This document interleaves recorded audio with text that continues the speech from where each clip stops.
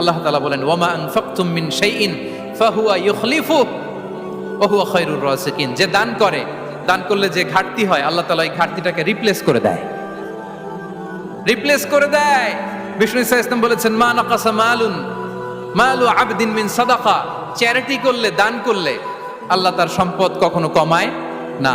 প্রতিদিন সকালবেলা দুজন ফেরেশতা নেমে বলতে থাকে আল্লাহুম্মা আ'তি মুনফিকান খালাফা, আল্লাহুম্মা আ'তি মুমসিকান তালাফা। ফেরেশতা দুজন বলে আল্লাহ, যে দান করলো, দানের কারণে যে ঘাটতিটা হলো এটা তুমি মেক আপ করে দাও, এটা তোমার পক্ষ থেকে বারাকা দিয়ে রিপ্লেস করে দাও। আর যে ধরে রাখলো, কৃপণতা করলো, ওর সম্পদকে আল্লাহ তুমি ধ্বংস করে দাও। ওয়াল ইয়াদু বিল্লাহ। আমরা যেন দান করি। এরপরে বিষ্ণু ইসা ইসলাম বলেছেন বেশি বেশি হজ উমরা করলে, বেশি বেশি যদি কারো সাধ্য থাকে, ফিনান্সিয়াল ক্যাপাসিটি থাকে, বেশি বেশি হজ উমরা করলে তার রিজিকে বারাকা নেমে আসে। সব শেষে হচ্ছে দোয়া করা।